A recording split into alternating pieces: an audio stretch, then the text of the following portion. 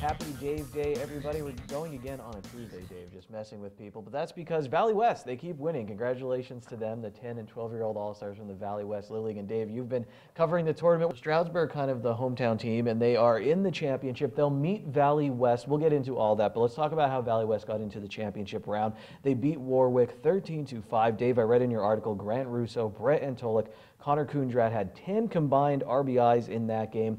Now, Valley West, they lost to Stroudsburg first time around, Dave. That's how they ended up in the losers bracket, but made it through there.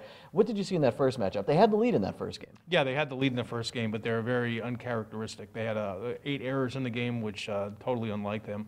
But they're able to bounce back, and Jeff Antolik, the manager, who's obviously has a wealth of experience coaching at the high school level and playing professionally and at the high school and college level, he's he put everything in perspective for them. Hey, you get knocked down sometimes in your life, and you got to get back up. And they came out swinging on Monday evening against Warwick.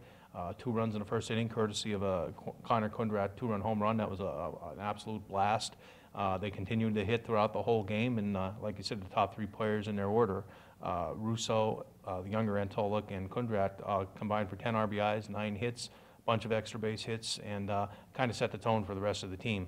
And they also had Brett Antolik pitching that game too, the ace of the team, and he was able to pitch into the 5th inning with a comfortable lead, and his teammates responded. He pitched very well. And a big thing is they didn't commit a single error against Warwick. So the championship game will be tonight, Dave, and the Standard Speaker will have coverage of it tomorrow in the paper. The Hall of Fame, Dave, Hazleton Area Sports Hall of Fame. You're running your articles. I always love this time of year on the inductees. Christy Devins, I was so happy to see Hafey. It was in big letters in the Standard Speaker. Once again, a pitcher for Bishop Hafey had success. Bob Nensteel was recently featured on great basketball player around here, and Jack Hollis.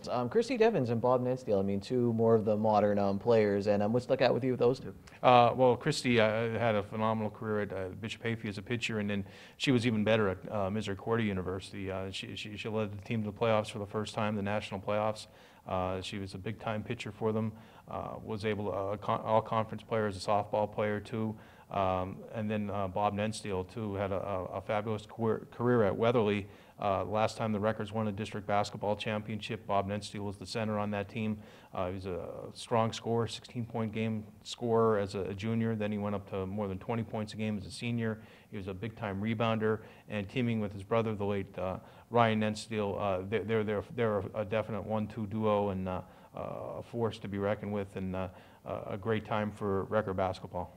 I was right around that age, Dave, with the Nensteel brothers playing CYO basketball, I believe, too, and you would just sit there in awe when they would be playing basketball. Let's move on to this now. Penn State, Dave, Al Pacino, first pictures of him as Joe Paterno, and it's kind of eerie. I mean, I thought when they first announced he would be part of this project, HBO film on Joe Paterno, that it would be a good fit, but just seeing him as Joe Paterno, it was, like I said, it was a little eerie. Yeah, there's no doubt about it. If you wanted to pick somebody, you couldn't have gotten somebody better than, nobody better than Al Pacino to play Joe Paterno. He's done any given Sunday, a fabulous part in that movie, a football coach in that movie too. Now he gets to play somebody who's a real football coach, and I'm sure he's going to do a phenomenal job. Dave, I'm interested to see as a Penn State fan, without going into everything that happened at Penn State, but just how the movie will be done, as I guess everyone is interested to see. Yeah, I think Penn State fans are. You're going to have it's not going to decide anything. I mean, I think people are in one camp or another at this point. People believe one thing or they'll believe another thing, and like I said, you don't want to rehash what happened there, but it's going to shed some new light. From what I read about, it's going to challenge the Paterno character. And it's up to the viewers. It's not up to the movie to make that determination. It's going to be up to the viewers. And like I said, I think viewers we're going to have their predetermined ways about them and what they think about the situation, and let the movie, it is an entertainment. Let's not forget that. It's to entertain people, but if it educates people and sheds a new light on something, more power to it. But I don't think it's going to do anything different, change anybody's views of it. Absolutely. And Dave, let's finish up with what's happening out west right now. We'll talk about the Phillies a lot on Dave Day. We'll talk about the Red Sox, because I'm a Red Sox fan, or the Yankees, a lot of local interest. But your Los Angeles Dodgers, Dave, something's going on. I keep hearing they're doing well out there. And just talk about your boys in blue. Yeah, they just can't seem to lose right now, no matter where they're playing, before the All-Star break, after the All-Star break, winning games on late inning home runs. The pitching's been outstanding, and you know, I think there's a little bit of chip on their shoulder too. I mean, they were close to getting to the World Series last year.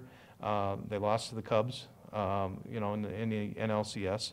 So they feel like, you know, they have a chance to get there this year. They're a little bit stronger, and I think that certain pitcher at the top of the rotation is hungry to make amends in the postseason, and Clayton Kershaw. Dave, I'm an American League guy, but I'm excited for the NL. You have the Nationals over there, the Dodgers, and don't forget about the Cubs, who started a little hot right out of the All-Star break. Well, remember to read Dave's coverage of the Valley West 10 to 12-year-old Little League All-Stars as they chase a Section 6 championship.